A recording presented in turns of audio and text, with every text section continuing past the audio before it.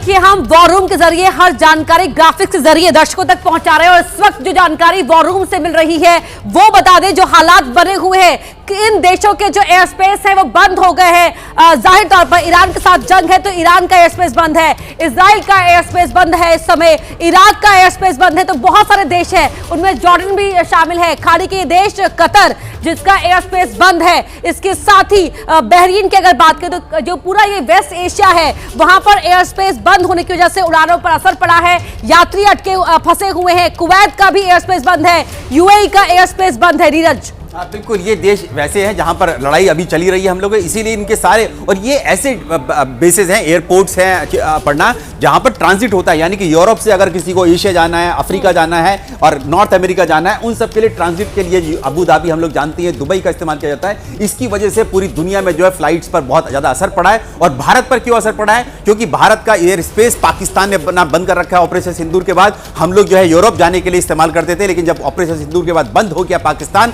तो उसके बाद क्या हुआ कि हमने जो था ईरान और गल्फ कंट्रीज से अपना एयर रूट लिया, लेकिन अब वो भी बंद हो चुका है, इसीलिए हमारी फ्लाइट्स पर भी बहुत ज्यादा असर पड़ा है। एक बड़ी खबर आ रही है, उसके बाद नीरज में आऊंगी आपके पास। बड़ी खबर यह है, खामनेई की मौत पर हिजबुल्लाह की ओर से बड़ा बयान दिया गया है। ईरान के सुप्रीम लीडर खामनेई की मौत के बाद हिजबुल्लाह का बड़ा बयान सामने आया है। खामनेई की मौत का बदला लेंगे, यह हिजबुल्लाह की ओर से कहा जा रहा है। इजराइल के हाइफा में हिजबुल्लाह की ओर से हमला किया गया है, मिसाइल और ड्रोन से हाइफा में किया गया है हमला। बड़ी खबर आपको बताते चले, इसके पहले हमने देखा लेबनान में किस तरह से हिजबुल्लाह के ठिकानों पर इजराइल की ओर से हमला किया गया।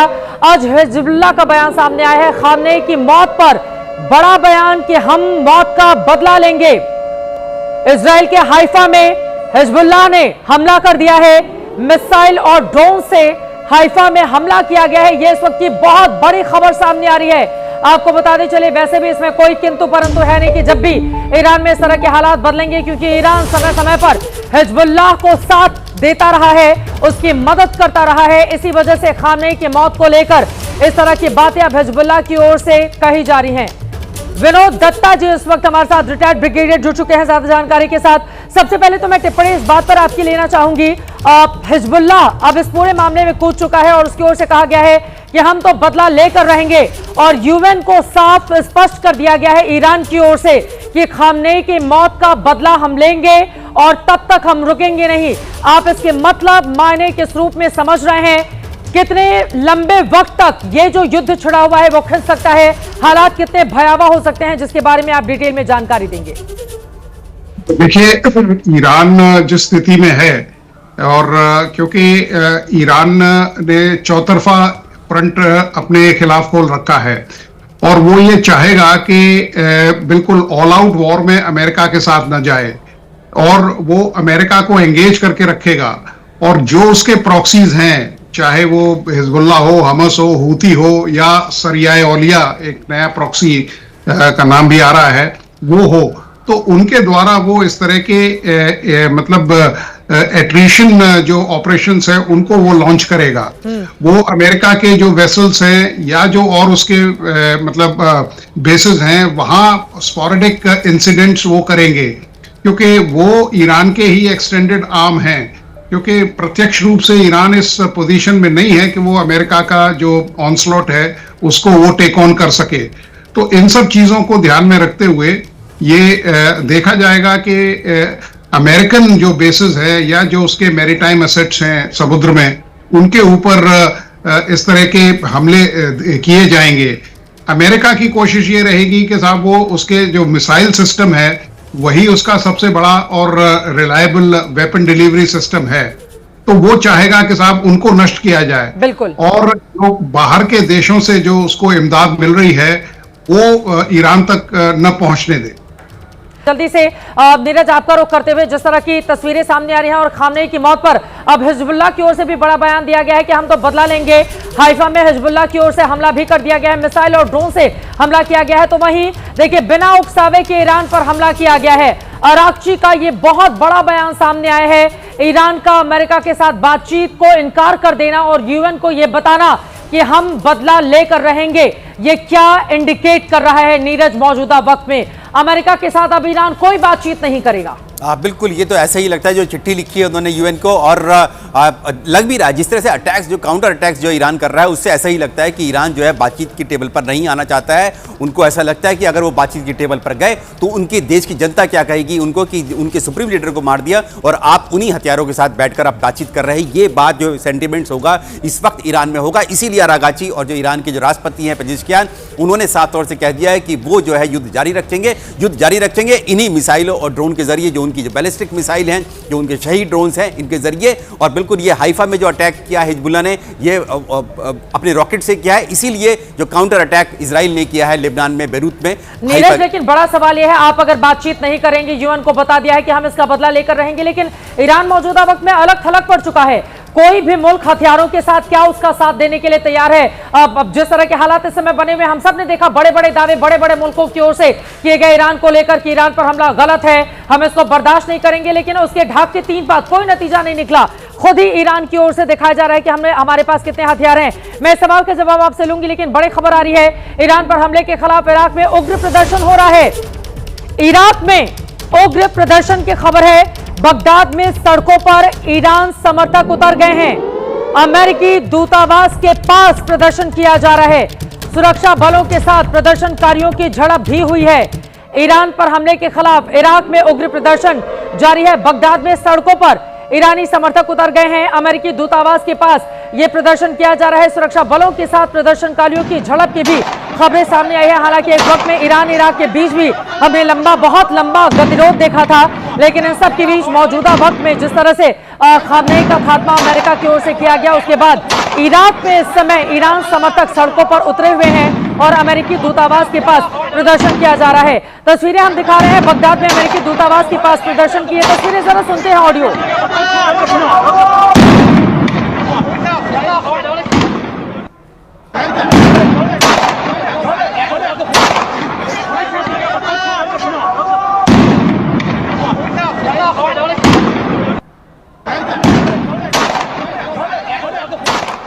तो आप देख पा रहे हैं इराक में किस तरह के हालात बने हुए हैं। सुरक्षा बलों के साथ प्रदर्शनकारियों की झड़प, और आप ये देख रहे हैं किस तरह की फायरिंग दोनों तरफ से की जा रही है। वहां पर भी हालात क्या बिगड़ सकते हैं? नीरज, इन तस्वीरों पर जल्दी से आपकी टिप्पणी, फिर आरती टिक्कू जी के पास जाएंगे। देखिए चित्रा, जो इराक है वहां पर भी शिया कम्युनिटी रहती है, शिया समुदाय रहते हैं। इसीलिए जो वहां पर खामनेई की जब मौत हुई है तो इराक ने भी 3 दिन का शोक जाहिर किया, क्योंकि उनके देश में भी शिया जो कम्युनिटी के लोग रहते हैं। और ये इसीलिए दिखा रहा है कि अमेरिका के खिलाफ उनका गुस्सा है। हालांकि हम लोग देख रहे हैं कि वहां पर यूएस बेसिस भी है। इस सब के बावजूद इराक को लेकर तो वैसे भी हम सब जानते हैं कि इराक के भीतर अमेरिका का किस तरह का रोल रहा था। तो अब ये दूसरा देश बन गया है पाकिस्तान के बाद, जहां पर जो अमेरिकी दूतावासों के या कॉन्सुलेट के बाहर जो है अटैक्स हो रहे हैं या प्रदर्शन हो रहे हैं। कल हमने देखा कि कराची कॉन्सुलेट के बाद 14 लोगों की मौत हो गई, पाकिस्तानियों की, जो कि अंदर घुसने की कोशिश कर रहे थे। जो वहां पर यूएस की सिक्योरिटी, यूएस मैरीन्स और पाकिस्तानी सेना ने जो गोलीबारी की, पुलिस ने की, उसमें 14 पाकिस्तानियों की जान गई। और अब ये दूसरा देश बन गया है जहां पर बगदाद में यूएस एम्बेसी के बाहर प्रदर्शन हो रहे हैं। हालांकि कई ऐसे मुल्क हैं जिनको समझ में नहीं आ रहा है वो इधर रहे या उधर रहे, दोनों ही तरह। हमने पाकिस्तान के पक्ष से भी जिस तरह की आवाज सुनी है, एक तरफ ईरान में हमले को लेकर चिंता जाहिर की जा रही है, तो वहीं दूसरी तरफ यूएई से भी बातचीत की जा रही है। तो बड़ा कंफ्यूजन एक तरफ पाकिस्तान में भी है, इराक में भी। आप देखिए किस तरह से अमेरिकी बेस के पास वहां पर झड़प की खबरें लगातार सामने आ रही हैं और जिस तरह की आगजनी भी की गई है। आगे क्या होगा ये बड़ा सवाल है। एक और बड़ी खबर जल्दी से रुक करेंगे। इजराइल के शहरों पर लगातार मिसाइल दाग रहा है ईरान मानने को नहीं है तैयार। इजराइल के शहरों पर मिसाइलें दाग रहा है ईरान, मिसाइलों को इंटरसेप्ट कर रहा है Israeli air defence system. Air defence भेजकर कई मिसाइलें गिरी हैं, भारी नुकसान की भी खबर है। तस्वीरें सामने आ रही है, एक बार ये तस्वीरें दिखाते हैं आपको। Oh my God!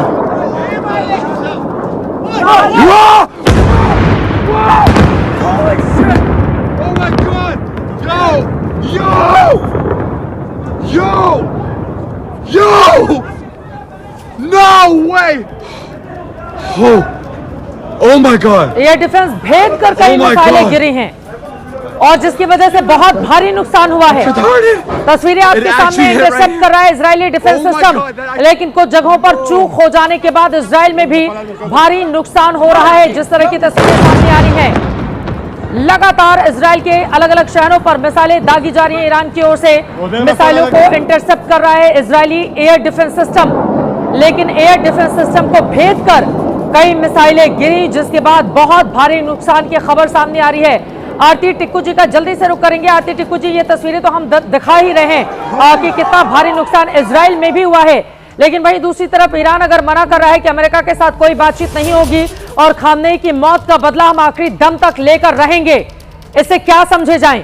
अब किसी भी तरह की कोई बातचीत, मध्यस्थता की भी कोई भी गुंजाइश, यूनाइटेड नेशन का कोई भी रोल पूरी तरह से क्या नगण्य हो जाता है? देखिए चित्रा, ईरान के पास बहुत ज़्यादा कोई रीज़न या इंसेंटिव नहीं है कि वो यूएस और इजराइल पर भरोसा करे, क्योंकि पिछले साल जून में बातचीत हो रही थी और लगभग लग रहा था कि कोई एग्रीमेंट पे एग्री हो जाएंगे सभी पार्टीज, और उस बीच में ही यूएस और इजराइल ने सरप्राइज अटैक किया ईरान पे, जिसमें कई सारे 60 से ज़्यादा IRGC कमांडर्स जो है वो मारे गए। और इस बार भी, इस वक्त तो इनफैक्ट ओमान के फॉरेन मिनिस्टर ने ये तक कह दिया कि हाँ, ईरान जो है जीरो यूरेनियम एनरिचमेंट के लिए एग्री हो चुका है। ये ऑफिशियल स्टेटमेंट है। और उसके बाद क्या होता है कि इजराइल और यूएस जो है अचानक ही स्ट्राइक करते हैं ईरान पे और खामनेई को मार डालते हैं। तो मुझे नहीं लगता है कि कोई भी इस वक्त, अगर आप देखें कि बेशक लोग कहें कि वहां पे लीडरशिप वैक्यूम है, लेकिन मुझे कोई वैक्यूम नहीं दिख रहा है। जिस तरह से IRGC, जिस तरह से ईरान वापस रिटेलिएट कर रहा है और साइमल्टेनियसली इजराइल और जितनी भी गल्फ कंट्रीज जहां पे यूएस की बेसिस है, एसेट्स है, वहां पे लगातार कर रहा है। और सबसे बड़ी बात, अगर आप देखें, लोग समर्थन में निकले हैं तेहरान में, इतनी बड़ी तादाद में जो आए हैं, और सिर्फ ईरान में नहीं, अगर आप देखिए खामनेई जो है वो सिर्फ हेड ऑफ स्टेट नहीं थे ईरान के, वो पूरी शिया समुदाय के रिलीजियस सुप्रीमो थे पूरी दुनिया में। इसीलिए आपने कराची में देखा कि लोग निकले और यूएस एम्बेसी पे अटैक करने लगे। इंडिया में इतने सारे लोग निकले हैं खामनेई के असैसिनेशन के। अब मातम की तस्वीरें भारत से भी सामने आ रही हैं, चाहे हम कश्मीर को, श्रीनगर में हम सब ने देखा था कितनी बड़ी तादाद में शिया समुदाय से जुड़े हुए लोग सड़कों पर उतरे। लखनऊ में हमने देखा, राजधानी दिल्ली में हमने देखा, अलग अलग हिस्सों में हमने देखा बहुत बड़ी तादाद शियाओं के इंडिया के भीतर है। वो किस तरह से खामनेई की मौत को लेकर मातम मनाते हुए नजर आ रहे हैं। बड़ी खबर, बड़ी जानकारी, ब्रिटेन के PM कीर स्टारमर का बड़ा बयान आया है। उन्होंने कहा है ब्रिटेन ने सैन्य ठिकानों के इस्तेमाल की मंजूरी दे दी है। ईरान के खिलाफ अमेरिका के साथ ब्रिटेन है, ये साफ कर चुका है। ईरान के खिलाफ अमेरिका का साथ दे रहा है ब्रिटेन। और अब कीर स्टारमर की ओर से बहुत बड़ा बयान, ब्रिटेन के PM ने बड़ा बयान देते हुए ये कहा है कि सैन्य ठिकानों के इस्तेमाल की मंजूरी हमारी ओर से दी जाती है। ईरान के खिलाफ अमेरिका के साथ ब्रिटेन आकर खड़ा हो चुका है। पश्चिमी देश वैसे भी ना नुकुर करते हुए धीरे धीरे करके एक ही हो जाते हैं। ब्रिटेन ने इसके पहले ईरान पर हुए हमले की एक तरह से निंदा की दबी जुबान में, लेकिन अब देखिए खुलकर सामने आ चुका है। इसी सवाल के साथ विजय दत्ता जी सीधे आपके पास आते हुए, अब ब्रिटेन का ये जो रुख है सैन्य ठिकानों के इस्तेमाल की मंजूरी, ये क्या बताता है? दोबारा रिपीट करेंगे क्या? ब्रिटेन ने सैन्य ठिकानों के इस्तेमाल की मंजूरी दे दी है। ब्रिटेन के PM कीर स्टारमर का बड़ा बयान आया है। ईरान के खिलाफ अमेरिका के साथ है ब्रिटेन, ये उनकी ओर से कहा गया है। इस बयान के मतलब, देखिए, जिस तरह से ईरान ने जो साइप्रस में जो ब्रिटिश बेसिस थे उस पर अटैक किया है, ये ईरान ने काफी बड़ी गलती कर ली है, क्योंकि उसको इतने फ्रंट एक साथ नहीं खोलने चाहिए थे। और अब ब्रिटेन, कीर स्टारमर ने खुद कहा है कि वो उनके बेसिस अमेरिका इस्तेमाल कर सकता है, या वो फ्रांस, जर्मनी और भी इस तरह के देश हैं, वो ईरान के ऊपर हमला कर सकते हैं। और अगर सिचुएशन एस्केलेट होती है तो आर्टिकल 5 जो नेटो का है उसको भी लागू किया जा सकता है या उसको इन्वोक किया जा सकता है। अगर वो इन्वोक हो गया तो ईरान की मुश्किलें कई गुना बढ़ जाएंगी। तो ईरान को चाहिए था कि अगर उसकी अदावत अमेरिका के साथ है तो केवल अमेरिका के साथ ही उसको मतलब उसको एड्रेस करना चाहिए था, या इजराइल के साथ। नेटो के साथ अगर उसने फ्रंट खोल लिया तो उसके लिए बड़ी मुश्किलें बढ़ जाएंगी। और इस तरह की न कुव्वत, न उसके पास जिसे लॉजिस्टिक स्टेमिना कहते हैं वो नहीं है।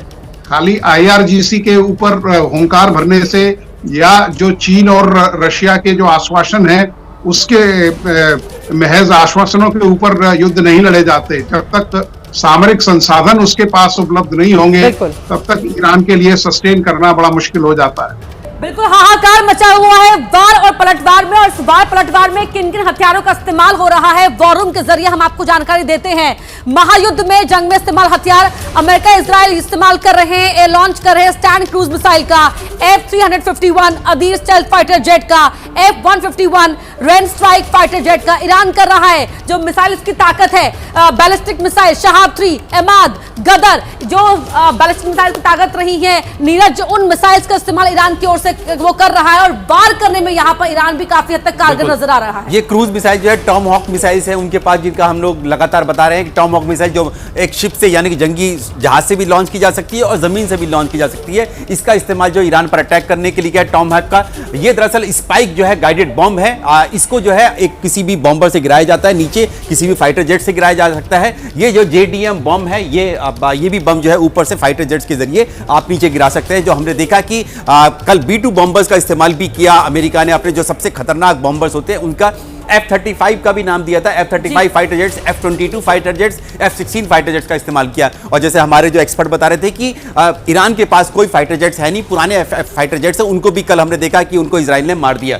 और इसीलिए ये ईरान के पास जो मिसाइल है वो शहीद मिसाइल है, उनके पास शहीद ड्रोन है दरअसल ये, और उसके अलावा गदर मिसाइल उनके पास है, फतेह मिसाइल उनके पास है, शबाब उनके पास जिसका अभी आपने जिक्र किया, और कोराम शहर मिसाइल है। ये सारे मिसाइल बैलिस्टिक मिसाइल हैं जिनके जरिए ही ईरान अपनी ताकत बताता है, जिसके जरिए वो मानता है कि ईरान के पास बड़ी ढाल है कि दूसरा देश उनको छू नहीं सकता है या और ईरान लगातार वीडियोस के जरिए प्रदर्शन भी कर रहा है कि देखिए हमारी ताकत क्या है, ना झुकेंगे ना रुकेंगे, और खामियाजा भुगतना पड़ेगा उन तमाम देशों को जिन्होंने ईरान के साथ ये पंगा लिया है, और खामनेई की मौत का बदला हम जरूर लेंगे। यूनाइटेड नेशन को यह बात कम्युनिकेट कर दी गई है।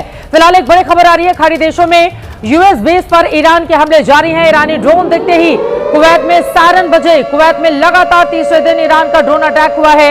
ईरान के कई ड्रोन कुवैत में मार भी गिराए गए हैं।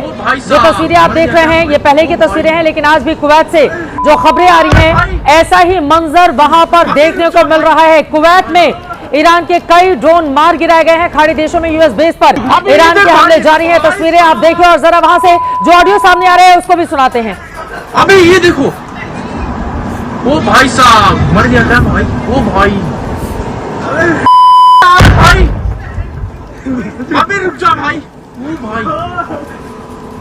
जो वीडियो आप देख रहे थे आपने सुना कि हिंदी में बताया गया, वहां पर जरूर किसी भारतीय की ओर से ये वीडियो शूट करके भेजा गया है, लेकिन आपने देख लिया तस्वीरों के जरिए, आपको समझ में आ गया होगा अब खाड़ी देशों में कितने भारतीय रहते हैं जो हमारे लिए, हिंदुस्तान के लिए चिंता का सबब है। अगर वहां पर इस तरह से युद्ध के हालात भयानक से भयावह होते हुए चले जाएंगे तो भारतीयों के बारे में और ज्यादा जानकारी देंगे अपर्णा। बिल्कुल, बड़ी संख्या में भारतीय इन खाड़ी देशों में रहते हैं। कोई पढ़ने के लिए गया है, कोई काम करने के लिए गया है, कोई दुबई में क्योंकि जीरो टैक्स है तो इसलिए वहां पर बसा हुआ है, निवेश उसने किया हुआ है। ये पूरा आंकड़ा इस नक्शे के जरिए हम आपको दिखा रहे हैं कि कहां-कहां ईरान में जहां पर जंग है 10,000 भारतीय अभी भी वहां पर फंसे हुए हैं। कतर में 8,35,000, यूएई का आंकड़ा 35 लाख, बड़ी संख्या में ओमान में 6 लाख, बहरीन में 3 लाख, सऊदी अरब में 24 लाख, जॉर्डन 16,000, इजराइल में 20,000 और लेबनान में 3,000। नीरज जी, ये बड़ी संख्या में जो भारतीय हैं वो वहां फंसे हुए हैं। सुरक्षा के लेकर जो भारत सरकार है वो भी चिंतित है, एडवाइजरी भी जारी की गई है। बिल्कुल एडवाइजरी जारी की गई, लेकिन अगर आप देखें तो आंकड़ा यूएई और सऊदी अरब में सबसे ज्यादा भारतीय हैं, क्योंकि ये जो है बड़ा एक इकोनॉमिकली बहुत प्रॉस्पर कंट्री है, कामगार बहुत है, और ये रिफाइनरीज हैं ओमान में, बहरीन में, कतर में,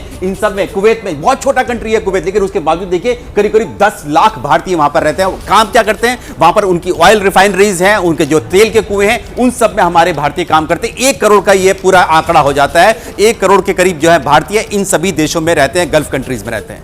1 करोड़ एक बहुत बड़ा आंकड़ा है, और यकीनन उनकी सुरक्षा को लेकर हम सब ने देखा दुबई से जो तस्वीरें सामने आई कि कैसे लोग वहां पर प्रधानमंत्री मोदी को एक्स पर, सोशल मीडिया एक्स पर टैग करके मदद मांगते हुए नजर आए, क्योंकि यूएई में भी हम सब ने देखा है अलग अलग हिस्सों पर कैसे निशाना साधा गया है ईरान की ओर से। हमारे साथ लगातार विजय दत्ता जी बने हुए हैं। दत्ता साहब, आपके पास आते हुए आप ये बता रहे हैं कि उसके पास कोई ऑप्शन नहीं है, लेकिन आखिरी दम तक ईरान की ओर से जो बयान दिए जा रहे हैं उससे यही माना जा रहा है कि आखिरी दम तक जितने भी खामनेई के समर्थक हैं वो लड़ते रहेंगे, भले ही हालात जिस तरह के भी हों। ट्रंप की ओर से 5 हफ्ते का वक्त दिया गया है कि जंग थम जाएगी, लेकिन ईरान ये बता रहा है कि अब इस बार आर पार की लड़ाई है पूरी तरह से और हम ना रुकेंगे न थमेंगे। बिल्कुल, देखिए अमेरिका ने काफी कोशिश की कि ईरान डर जाए या ईरान के ऊपर मुख्तलिफ प्रेशर डाले गए, लेकिन ईरान वार्ता के लिए तैयार था। उसपे जो 4 शर्तें अमेरिका ने रखी थी, 2 पे वो राजी हो गया था कि वो जो अपनी संवर्धन की जो परसेंटेज है उसको कम कर सकता है, उनका इंस्पेक्शन करा सकता है, लेकिन वो इस पे राजी नहीं था कि साहब उसका जो गाइडेड मिसाइल सिस्टम है उस पे कैपिंग की जाए या उसको बिल्कुल रेगुलेटेड किया जाए, या जो उसका समर्थन है जो प्रॉक्सीज के लिए उस पे वो अपना जो सपोर्ट है उनसे वापस ले ले। तो ईरान ने कोशिश की कि साहब निगोशिएशन से बात हो जाए, लेकिन अब जिस तरह की पहल अमेरिका ने शुरू की है, क्योंकि देखिए किसी युद्ध को शुरू करना बड़ा आसान है लेकिन इसको वाइंड अप करना बड़ा मुश्किल है। आपने रूस और यूक्रेन वॉर देखा है, पुतिन साहब ने कभी ये उम्मीद नहीं की थी कि साहब ये युद्ध हफ्ते 10 दिन से ज्यादा चलेगा। आज 5वां साल उसमें शुरू हो गया है। इजराइल हमास का जो इन्वॉल्वमेंट है वो भी कई सालों से चल रहा है। तो इन सब चीजों को देखते हुए, और ईरान के पास होने के लिए कुछ नहीं है, क्योंकि अगर सत्ता परिवर्तन होता भी है और कोई अमेरिकी फेवर्ड गवर्नमेंट वहां आती है तो सबसे पहले निशाने पे वो इस्लामिक रजीम के लोग होंगे।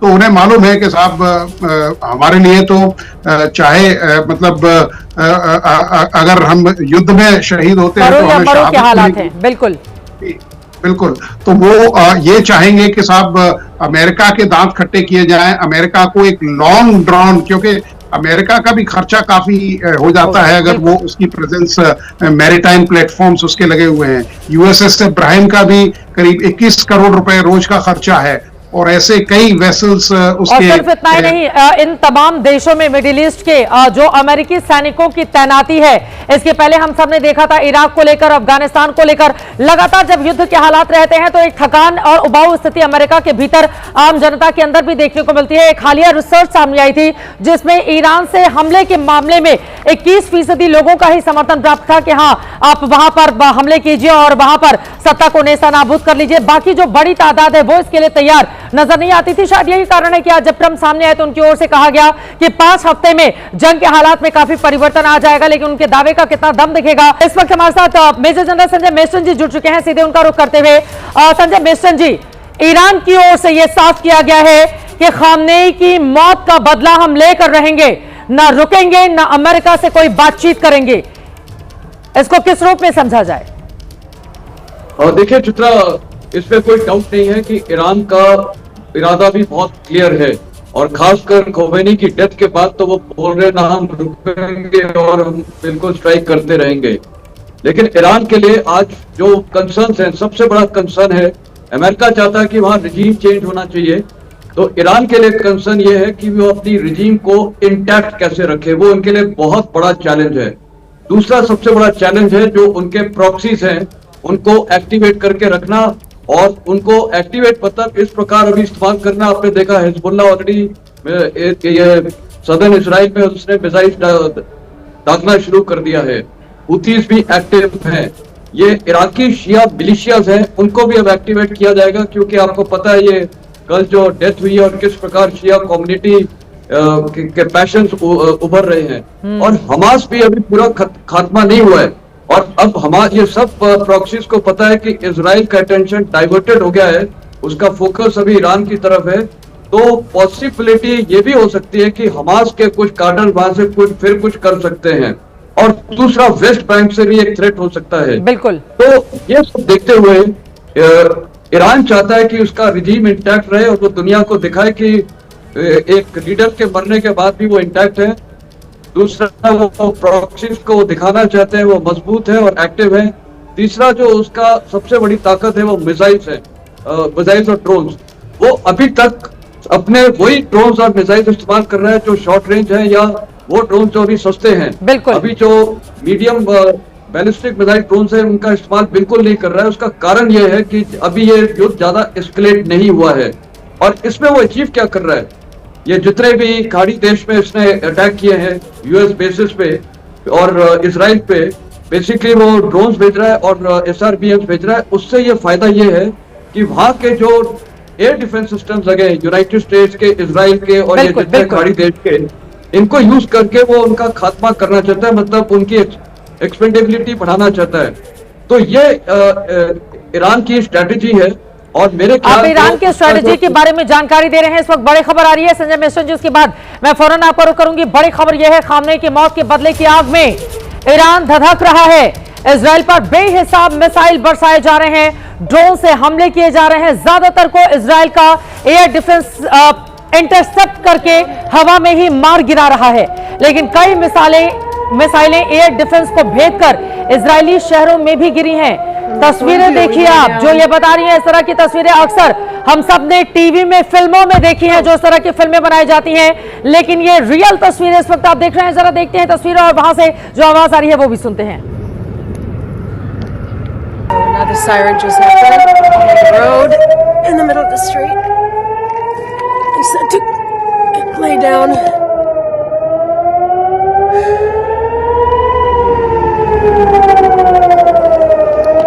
And that's what we do, we lay down.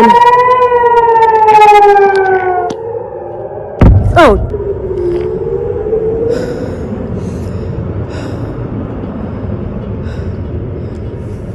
हैं, आप जरा सोचिए, फिल्मों में जिनको इस तरह के किरदार करने पड़ते थे, ये मौजूदा वक्त में इस समय ये रियल तस्वीरें आप देख रहे हैं। नोवा तिशवी एक्ट्रेस हैं इजराइल की, और उनकी ओर से ये जो वीडियो सामने आया है, आप जरा देखिए। वो बता रही हैं कि हम कैसे सर नीचे करके बैठे हुए हैं, करीब 10 मिनट तक लेटे रहना है और अपने आप को सेफ महफूज करना है। ऐसा लग रहा है जैसे मैं फंस गई हूं। एक बार फिर से सुनते हैं। So here it is, lying on the side of the street.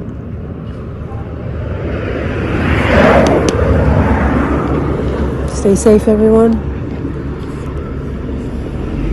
Another siren just happened on the road in the middle of the street. They said to lay down.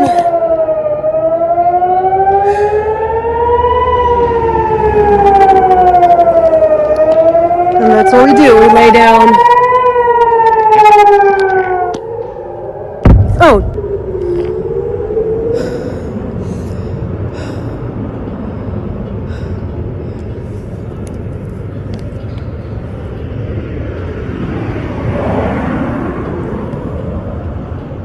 That was either an intercept or a hit. And then you're supposed to lay down for 10 more minutes, just in case there's a shrapnel. So here it is, lying on the side of the street.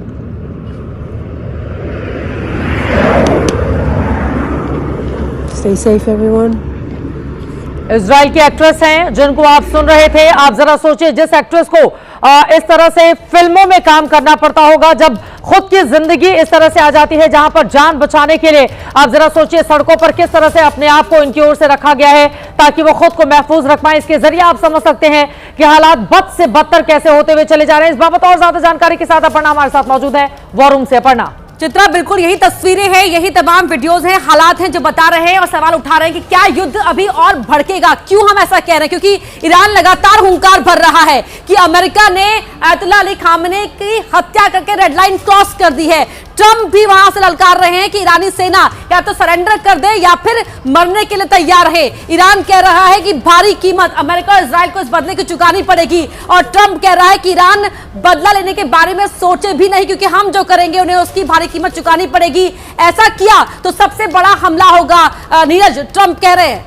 बिल्कुल, और सबसे बड़ा हमला हम लगातार देख रहे हैं। 48 घंटे में कितने बड़े हमले जो है अमेरिका और इजराइल ने किए हैं, कितना बड़ा नुकसान ईरान को उठाना पड़ा है। लेकिन इस सब के बावजूद भी जो ईरान की हुंकार है वो लगातार बढ़ती जा रही है। उन्होंने भी कह दिया कि हमारे सुप्रीम लीडर पर आपने हमला किया, उनको मारा है, आपने उनकी हत्या की है, आप हत्यारे हैं, तो इसलिए हम पलटवार करते रहेंगे। और इसलिए वार पलटवार में ही ये युद्ध जो है लगातार बढ़ता जा रहा है। जो लग रहा था कि आयतुल्लाह खामनेई की मौत के बाद ये युद्ध रुक जाएगा, ईरान घुटने टेक देगा, लेकिन ईरान जो है वो घुटने टेकने के लिए तैयार नहीं है और वो लगातार पलटवार कर रहा है। इसीलिए ये युद्ध जो है अभी थोड़ा और लंबा खींच सकता है। मेजर जनरल संजय मेश्राम जी का जल्दी से रुख करते हुए, संजय मेश्राम जी, जिस तरह का रुख अख्तियार किया जा रहा है ईरान की ओर से, अमेरिका को शायद वो बताना चाह रहा है कि युद्ध शुरू तुमने किया है लेकिन इसका खात्मा हम करेंगे, लेकिन ना अमेरिका या इजराइल के सामने आपकी उतनी ताकत है, ना हैसियत है और ना ही कोई मुल्क आपके साथ खड़ा हुआ नजर आ रहा है।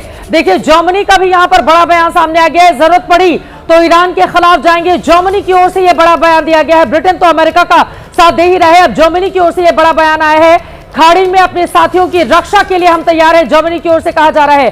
तो हम डायलॉग कितने भी मार लें कि शुरू आपने किया है, खत्म हम करेंगे, या फिर हम मानेंगे नहीं, खामनेई की मौत का बदला लेकर रहेंगे, लेकिन उसका हश्र क्या होगा?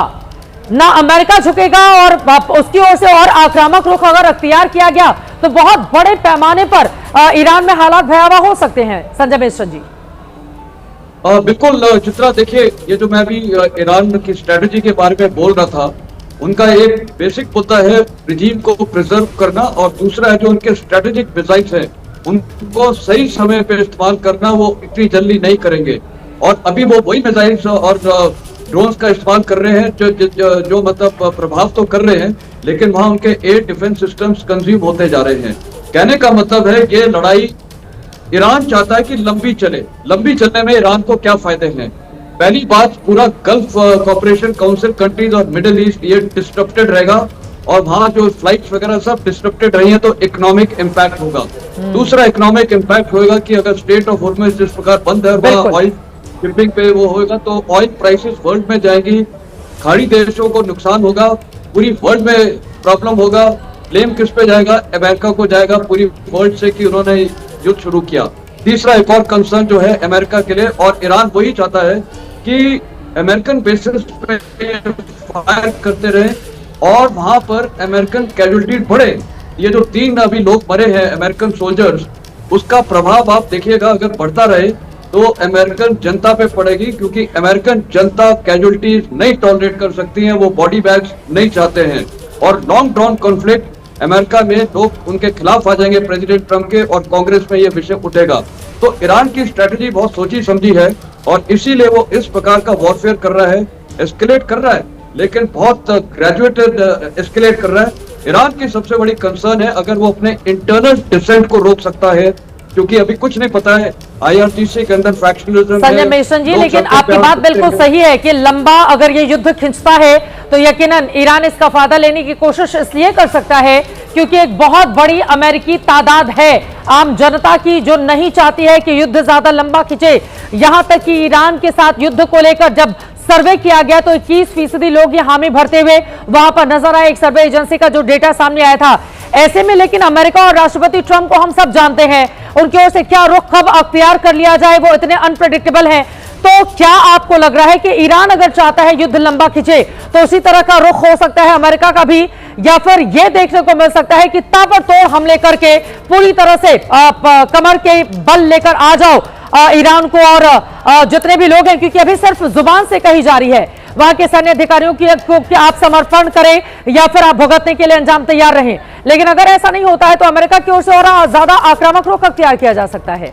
संजय मेश्राम, देखिए बिल्कुल आपने बड़ा सही सवाल उठाया है कि मेरे को भी ये लग रहा है द मिलिट्री मैन कि अमेरिका और इजराइल का जो रिटेलिएशन हो रहा है, ये ऑफेंसिव ऑपरेशन हो रहे हैं, हम सुनते जा रहे हैं मिसाइल गिर रही हैं ये ईरानियन टेरिटरी में, एयरक्राफ्ट जा रहे हैं, लेकिन इसका प्रभाव क्या हुआ है? अगर अभी 2 मैं मेजर अचीवमेंट्स बोलूंगा, एक तो मेजर अचीवमेंट है सुप्रीमेसी ईरान की खत्म हुई है और टॉप लीडरशिप खत्म हुई है, तकरीबन 40 जनरल्स और आईआरजीसी कमांडर्स वगैरह। दूसरा है कि कल इन्होंने एक बड़ा दृश्य दिखाया था कि एक आईआरजीसी बेस के ऊपर बहुत भारी मात्रा में मैं बोलूंगा कारपेट बॉम्बिंग हुई थी। इसके अलावा अभी तक ऐसा कोई इम्पैक्ट नहीं दिखा है। और देखिए ये आज की वॉरफेयर में सबसे बड़ी चीज है। मैं आपको रोकना चाहूंगी, इस वक्त बहुत बड़ी खबर आ रही है, बहुत बड़ी खबर है, सीधे उसका रुख करेंगे। अबू धाबी, दोहा और दुबई में धमाके हुए हैं, बड़ी खबर, बड़ी जानकारी सामने आ रही है। यूएई के अलग अलग हिस्सों में जबरदस्त तरीके से धमाके की खबर सामने आ रही है। अबू धाबी में धमाके की खबर है, दुबई में धमाके की खबर सामने आई है, दोहा में धमाके की खबर सामने आ रही है। आपको बताते चले दुबई के अलग अलग हिस्सों में हम सबने देखा था किस तरह से पाम होटल पर निशाना साधा गया था। इसके अलावा कुछ ड्रोन उड़ते हुए दिखाई दिए बुर्ज खलीफा के आसपास, वहां पर अफरा तफरी का माहौल था। जिस तरह की तस्वीरें सोशल मीडिया पर भी हम देख पा रहे हैं, दुबई से जो तस्वीरें सामने आ रही हैं, दुबई में बहुत बड़ी तादाद में, आपको बताते चले यूएई में बहुत बड़ी तादाद में तकरीबन 35 लाख की आबादी इंडियंस की है। वहां से इस तरह की खबरों का सामने आना भारत के लिहाज से भी चिंता बढ़ाने वाला साबित हो सकता है। दुबई में एक के बाद एक 2 धमाके सुने गए हैं, अबू धाबी और दोहा में भी धमाके सुने गए हैं। आपको बताते चले अबू धाबी ये वही जगह है जहां पर एक बहुत बड़ा मंदिर जिसका उद्घाटन प्रधानमंत्री नरेंद्र मोदी की ओर से किया गया था। हालांकि जिस तरह के हालात बने हुए हैं अबू धाबी के, उस मंदिर को फिलहाल के लिए बंद रखा गया है।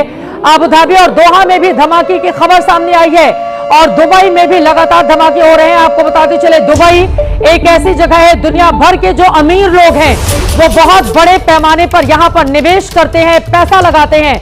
ये वो हिस्सा है जहां पर भारत की ओर से भी बहुत पैसे वाले लोगों ने जाकर निवेश कर रखा है। वहां पर एक के बाद एक धमाके का होना सबसे नीरज आपके पास आते हुए सुरक्षित जगहों में से एक माना जाता रहा। अबू धाबी, दोहा हो, दुबई हो। दुबई में तो बहुत, अभी मैं हाल में होकर आई थी, बहुत बड़ी तादाद में वहां पर इंडियंस ने भी अपने पैसे लगाकर रखे हुए हैं। कुछ लोगों ने मल्टी स्टोरीज बिल्डिंग वहां पर खरीद कर रखी हुई है, कुछ लोगों ने दुकानें लेकर रखी हुई है। हजारों की तादाद में लोग वहां पर काम करते हैं। वहां पर भी धमाके की खबर लगातार सामने आ रही है। दुबई से जो जानकारी सामने आ रही है, और क्या इस बाबत जानकारी देंगे? देखिए, जो अबू धाबी और दुबई और कतर में जो दोहा में जो अटैक्स की जो धमाके की बात है, ये हो सकता है कि ईरान ने जो वहां पर ड्रोन अटैक्स किए हों और इन ड्रोन अटैक्स को काउंटर करने के लिए इन देशों ने यूएई में अपने एयर डिफेंस सिस्टम को लॉन्च किया होगा। आसमान में जब इन ड्रोन्स को मारा जाता है, जो मिसाइल जाती है नीचे से जाती है, उनकी आवाज भी होती है। तो ये धमाके जो है चित्रा लगभग वही हो सकते हैं, क्योंकि ईरान लगातार जो है इन देशों के ऊपर अपने ड्रोन्स अटैक कर रहा है, मिसाइल अटैक कर रहा है। कल ही हमने देखा था यूएई की तरफ से जो बयान आया था उनके रक्षा मंत्रालय की तरफ से कि करीब करीब 500 ड्रोन्स जो है पिछले 36 घंटे, क्योंकि कल आया था 36 घंटे बातचीत भी की थी यूएई से। बिल्कुल, तो इसके बाद ही बातचीत की गई थी, क्योंकि उन्होंने करीब करीब 500 ड्रोन्स जो अटैक किए, 150 के करीब मिसाइल अटैक करी थी यूएई के ऊपर। उन सबको काउंटर किया गया। उन्होंने कहा 90% के करीब जो है इन ड्रोन्स को काउंटर कर दिया गया था। लेकिन कुछ जो थे, जैसे हमने देखा था एयरपोर्ट पर जाकर गिरा था, एक यूएई के एयरपोर्ट पर गिरा था, तो डेब्रिस भी अगर ऊपर से गिरती है तो वो भी नुकसान नीचे पहुंचा देती है। यानी कि मलबा जब ऊपर से गिरता है किसी भी मिसाइल या ड्रोन का, वो भी नीचे आकर इंपैक्ट करता है, उसका नुकसान होता है। अबू धाबी में, दुबई में धमाके की खबर है, दोहा से भी इसी तरह की खबर सामने आ रही है, जो यकीनन बहुत ज्यादा चुनौतियां यहां पर सामने रखने वाली है। अगर खाड़ी देशों में एक के बाद एक, आपको बताते चले 8 अलग अलग देश हैं जहां पर अमेरिका ने अपने सैन्य बेस बनाकर रखे हुए हैं और वहां पर ईरान की ओर से लगातार हमले किए जा रहे हैं, इजराइल के साथ ही साथ। इसके जरिए आप समझ सकते हैं कि हालात क्या है। और ये कुछ तस्वीरें सामने आ रही है, वॉर रूम में राष्ट्रपति ट्रंप की मौजूदगी है। ईरान पर हमले के बाद पल पल की जानकारी वॉर रूम से राष्ट्रपति ट्रंप लेते हुए नजर आ रहे हैं। आपको बताते चले कुछ घंटे पहले की तस्वीरें आप सामने आई हैं, वो तस्वीरें दिखा रहे हैं। नीरज, जल्दी से इस पर टिप्पणी आपकी। नीरज, देखिए, जब वॉर रूम, जब भी कोई युद्ध होता है तो उसमें वॉर रूम बनाया जाता है, या तो पेंटागन में या फिर व्हाइट हाउस में बनाया गया होगा। उसी में हमें लग रहा है कि जो डोनाल्ड ट्रंप है, अमेरिकी राष्ट्रपति, वो हैं, मार्को रूबियो हैं उनके साथ चीफ ऑफ डिफेंस, उनके चीफ ऑफ खबर है कि 28 तारीख को, यानी कि जिस दिन हमला किया गया उसी दिन की तस्वीरें तो ये भी हो सकता है इनके सामने स्क्रीन लगी होगी, ये पूरा मॉनिटर कर रहे होंगे, देख रहे होंगे लाइव, पहले दिन की तस्वीरें। बिल्कुल, आज के समय में जितने भी वॉर्स होते हैं उन सब में जो भी बैटलफील्ड में होता है वो कमांडर्स जो हैं, क्योंकि खुद कमांडर भी हैं डोनाल्ड ट्रंप, अमेरिकी राष्ट्रपति, अपने देश की सेनाओं के, तो वो बैठ कर देख रहे होंगे और वही सामने दिखाई दे रहा है। मार्को रूबियो बैठे हुए हैं, इधर शायद उनके पीठ से या एक जो महिला ऑफिसर है उनकी चीफ ऑफ स्टाफ या कोई और उनके व्हाइट हाउस की अधिकारी है, वो बैठी हुई है। ये सब बैठकर जो है मॉनिटर कर रहे हैं या बातचीत कर रहे होंगे। सामने हमें फोन भी दिखाई दे रहे हैं ताकि वो अपने कमांडर से सीधे बातचीत भी कर सकते हैं, और कमांडर सीधे जो सिक्योर लाइन होती है इन सब पर उनको फोन भी करके बताते हैं कि कहां पर कौन कौन से जो उनके अटैक्स हैं,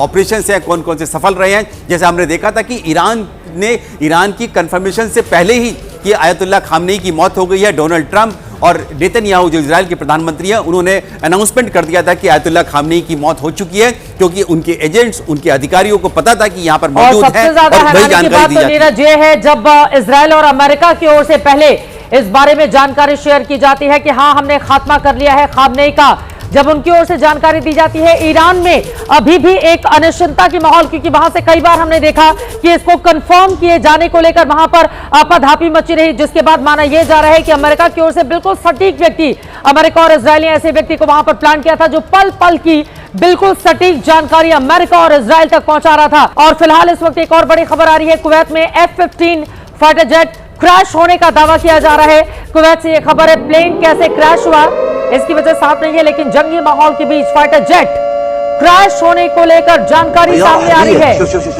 شوف شوف شوف شوف شوف شوف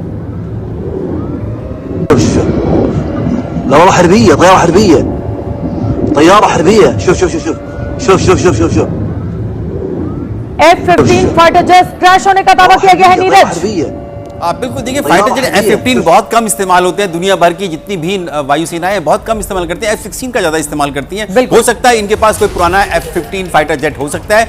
ईरान के पास जरूर F-5 है। ये देखिए, अगर मैं ये यहाँ पर तस्वीर अपर्णा के साथ हम लोग देख रहे हैं, ये बिल्कुल फाइटर जेट है, ये बिल्कुल F-15 फाइटर जेट है, लेकिन ये किसका है यह भी साफ नहीं है। ये जो गल्फ कंट्रीज हैं ये इस्तेमाल करती हैं, ये पुराने जो अमेरिका ने बंद कर दिया, इनको बनाना भी बंद कर दिया, इस्तेमाल भी। तो ऐसा लगता है ये कुवैत का या फिर किसी और देश का फाइटर जेट होगा जिसने अपनी एयर डिफेंस के लिए इस्तेमाल किया होगा, लेकिन या तो किसी वजह से टेक्निकल खामियों की वजह से, क्योंकि मिसाइल इसके आसपास कोई दिखाई नहीं दे रही हमें, ना कोई आंख का गोला दिखाई दे रहा है, तो ऐसे में लगता है कि ये पुराना फाइटर जेट क्रैश हो गया। बिल्कुल बड़ी खबर इस वक्त आपको दिखा रहे हैं। इन तस्वीरों के जरिए आप समझ सकते हैं कि हालात कैसे हो गए हैं, प्लेन क्रैश कैसे हुआ, ये सवाल बड़ा बना हुआ है। लेकिन कुवैत में F-15 फाइटर जेट क्रैश होने का दावा किया जा रहा है। जल्दी से संजय मिश्रण जी, इस सवाल का जवाब। F-15 फाइटर जेट क्रैश होने का दावा किया गया है, लेकिन जंगी माहौल के बीच फाइटर जेट क्रैश होने को लेकर कई अलग अलग तरह की अटकलें भी लगाई जा रही हैं। देखिए, ये F-15 जो फाइटर जेट है, मेरे को लगता है ये कुवैत का ही होगा, क्योंकि वहां पर जितने भी खाड़ी देश है, यूएस वेपनरी सिस्टम है, एयरक्राफ्ट है, पर ये पुराना जहाज है। हो सकता है कि इसके दो कारण हो सकते हैं। या तो देखिए, एक चीज हमें याद रखनी चाहिए, चाइना का भी इस युद्ध में बड़ा रोल है और चाइनीज एलिमेंट्स भी काफी जगह डिप्लॉयड है। इसको जैम किया जा सकता है, इलेक्ट्रॉनिक वॉरफेयर किया जा सकता है, या कोई ड्रोन का कुछ लग सकता है। वैसे लग तो नहीं रहा है वो ड्रोन है, या फिर ये इसका फेलियर हो गया है कुछ, और वो पायलट ने इजेक्ट किया या नहीं, क्योंकि काफी हाइट से वो सीधा गिर ही रहा है। नहीं तो आमूम तौर पे जब ऐसे में होता है तो वो एयरक्राफ्ट फ्लाई करता हुआ दिखता है, और वो ये तो बिल्कुल सीधे ऊपर से ऐसा आ रहा है। तो ये पता नहीं क्या कारण हो सकता है इसका, लेकिन एक लड़ाई के माहौल में ये एक मोराल में तो इफेक्ट करता ही है। और मेरे को लगता है ये कुवैती एयरक्राफ्ट है जो अमेरिका ने इनको बेचा होगा कई साल पहले, तो ये भी एक अच्छी न्यूज नहीं है अमेरिका के लिए। देखिए, ये वॉर जितना अमेरिका बढ़ाएगा उसके लिए नुकसान बहुत ही नुकसानदायक है, क्योंकि पूरी वर्ल्ड का प्रेशर आएगा। जैसे मैं अभी आपको बता रहा था, अगर ये खाड़ी देशों में, खासकर दुबई वगैरह में कैजुअलिटी शुरू हो जाती है सिविलियंस की और हर देश के, तो सब ये बोलेंगे ये लड़ाई किसकी है, ये तो ट्रंप ने शुरू की है। तो प्रेसिडेंट ट्रंप को, और मेरे ख्याल उनका और इजराइल का अभी ऑब्जेक्टिव होना चाहिए कि इस वॉर को तुरंत खत्म करें। बिल्कुल, अभी तक इनकी बहुत वेपनरी है, जो स्ट्रेटेजिक बॉम्बर्स वगैरह हैं, वो इस्तेमाल नहीं हुए हैं, और जब वो होना शुरू होगा तो मेरे ख्याल वहां पर ईरान में प्रभाव पड़ेगा। हो सकता है रिजीम में इंटरनल फैक्शंस आ जाए और इनकी, लेकिन अब यहाँ पर अकेले अब ट्रंप के चाहने से कुछ होने वाला नहीं है। अगर ईरान की ओर से बार बार ये कहा जाए कि हम खामनेई की मौत का बदला लेकर रहेंगे, हम नहीं मानेंगे, बातचीत कतई नहीं करेंगे, यूएन को साफ साफ निर्देश। हालांकि यूनाइटेड नेशन को लेकर देखिए, इतनी बड़ी संस्था बना दी गई वैश्विक मंचों के लिए कि अगर कोई भी देश अपनी मनमानी करेगा तो फिर यूएन इस पर लगाम लगाएगा। इसको लेकर चार्टर बनाए गए, नियम तय किए गए, न जाने कितना वक्त लगा, लेकिन उसके बावजूद यूनाइटेड नेशन कितना बेबस नजर आता है जब भी इस तरह के हालात बनते हैं। कोई भी काम, कोई भी कदम उसकी ओर से सिवाय निंदा करने के कोई भी कदम नहीं उठाए जाते हैं। और खासतौर से जब बड़े मुल्क इस तरह से इन्वॉल्व रहे तब तो यूएन के मतलब हाथी के दांत खाने। नीरज, इस सवाल के जवाब आपसे, यूनाइटेड नेशन को सिर्फ देश बता देते हैं कि मैं ये कर रहा हूं, यूनाइटेड नेशन की अब कोई भी भूमिका, तमाम पिछले 2-2.5 सालों में हमने न जाने कितने युद्ध देख डाले, वहां पर हम लोगों को मरते हुए देख दिया, लेकिन यूनाइटेड नेशन ऐसा लग रहा है कि अब कहीं पर भी उसकी कोई उस तरह की रिलेवेंस नजर नहीं आती। बिल्कुल इनएफेक्टिव ऑर्गेनाइजेशन यूएन बनकर रह गया। सिर्फ और सिर्फ उनकी तरफ से बयान आते हैं, स्टेटमेंट आते हैं। जो अमेरिका जैसे देश है, सुपर पावर है, रशिया जैसे सुपर पावर है, वो उनको एक भी उनकी बात नहीं मानते। वो चाहे जितना मर्जी कहते हैं कि आप युद्ध रोके, लेकिन युद्ध रुकता नहीं है। खुद हमारे देश के प्रधानमंत्री नरेंद्र मोदी भी कह चुके हैं कि आपको इसको स्ट्रांग बनाना पड़ेगा। ये अब ये जो सेकेंड वर्ल्ड वॉर के टाइम के चला आ रहा ऑर्गेनाइजेशन है, इसमें रिफॉर्म्स लाने की जरूरत है। जब तक नहीं होंगे तब तक ऐसे युद्ध हम लोग देखते रहेंगे, चाहे रशिया यूक्रेन हो, चाहे फिर मिडिल ईस्ट में अमेरिका और ईरान के बीच में हो।